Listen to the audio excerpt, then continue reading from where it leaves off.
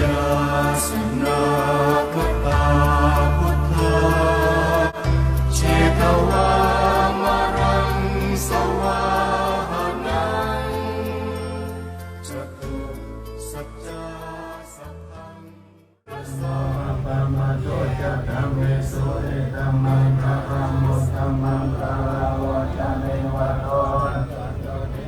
กัจจัญญุกะกะเวนะธัมมัสสะวันตังเอตัมมังคารังโอตัมมังคันติทัสโสวัฏฏสัตตะสัมมานานันจะทัสสะนังกะเวนะธัมมัสสะกัจจานะโมตัมมังตะปัจจาภุมมัจจาริยะจะอริยสัจจานะทัสสะนังนิพพานัสสสิกิริยะจะเอตัมมังคารมุตตัมมังพุทธัสสะโลโตจะธัมเมสุเอตัมมังคารัมมุตตัมมังคาราวะจาเนวะโตกัจจัญญุกะกะเวนะธัมมัสสะวันตังเอตัมมังคารังโอตัมมังคันติทัสโสวัฏฏสัตตะสัมมานานันจะทัสสะนังกะเวนะธัมมัสสะกัจจานะโมตัมมังตะปัจจาภุมมัจจาริยะจะอริยสัจจานะทัสสะนังนิพพานัสสสิกิริยะจะเอตัมมังคารมุตตัมมังพุทธัสสะโลวะอะระหังสัมมาสัมพุทโธวิสัชฌะปะนังอะโตโลกวิทูอนุตตโลกุวิสัทธัมมัสสารติสัทธาเทวมนุสสานังพุทโธภควติสวากขาโตสังฆทิโกอาสาริโกเอหิปัสสิโกโอปัญญิโกปัจจสังเวทิตัพโพวิโยหิติสุปฏิปันโนภะคะวะโตสาวกสังโฆ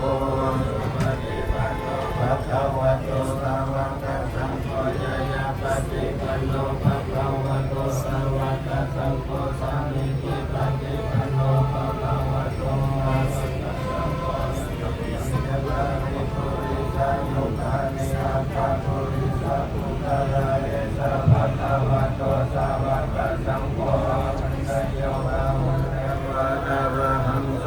สัมพุทโธวิสัชฌะปะนังอะโตโลกวิทูอนุตตโลกุวิสัทธัมมัสสารติสัทธาเทวมนุสสานังพุทโธภควติสวากขาโตสังฆทิโกอาจาริโกเอหิปัสสิโกโอปัญญิโกปัจจตังเวทิตัพโพวิโยหิติสุปฏิปันโนภะคะวะโตสาวกสังโฆ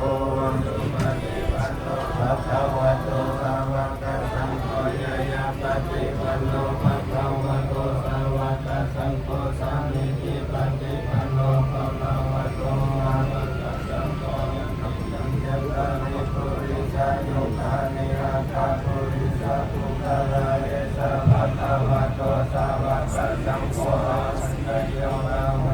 อันยกย่างต่อสู่โชคชะตาวาสนาบารมีของอดีตชาติอันวงเป็นวีรบุรุษผู้ยิ่งใหญ่ความยิ่งใหญ่ไพศาลบ่แม่นแต่ห่างกายบ่แม่นแต่จิตวิญญาณ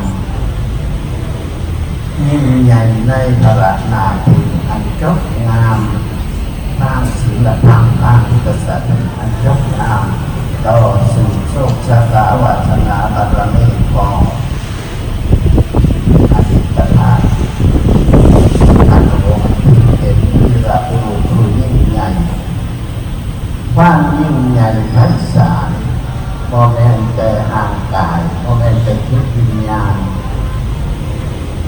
ยิ่งใหญ่ในพระนาทีอันจบงามทางศีลธรรมทางพุทธศาสนาโตอะระหะโตสัมมาสัมพุทธัสสะนะโมตัสสะภะคะวะโตอะระหะโตสัมมาสัมพุทธัสสะ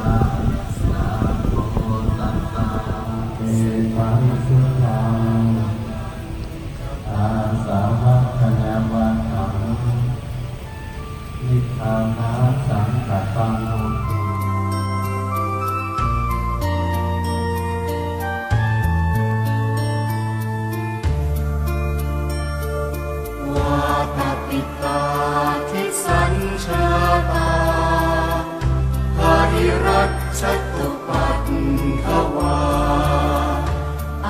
สาวินยังยันตุอนันตชินเตชัสสาวาสโตเมสกิจเจนะสัทธาสัมพุทธปัญชเรชินะปัญชระมัจฉัมมิวิหารันตังมหิตะเลสัทธาปาลินตุมังสัพเพเตมหาปุริสาสัพพาอิเจวะมันโตสุขุโตสุรโคชินานุภาเวนะชิอุปันทโวธัมมาอริยธรรมอันพระเจ้าจะเป็นสนาทำไปแล้วหมายถึงว่าอริยธรรมในการเป็นของที่สมควรจะมาทันผู้ฟังอาจารย์ได้แต่ว่าขอให้เห็นแต่เป็นรอบพวกมากได้หลายซ้อนหลายถือต้นสักการะบูชาการบูชาในพระพุทธศาสนาเราถือว่าเป็นมูลคุณนะไอ้ดีบูชาบุคคลที่มีบุญมีคุณนะฉะนั้นเป็นมูลคุณอย่างในหลวงทางคนตัดอะไรแรกบทในมงคลสูตรบทหนึ่งว่าปูชาจากโอสถยานังเอตัมมังคารมุตตัมมังการบูชาบุคคลที่ควรบูชาหรือว่าเป็นมงคลอันอุดมเป็นมงคลอันสูงสุดเอาไม่ได้ที่ก็ได้ชื่อว่าบูชาทานผู้นำเป็นสำคัญของเราแสดงออกเป็นความเคารพนับถือทานผู้นำของเราแล้วก็ประกาศก็ความคิดอันเป็นสิริมงคลไว้ให้ใจลูกใจหลานสืบต่อกันไปในภายหน้าอาตมาจะขอชื่นชมขออนุโมทนาสาธุการ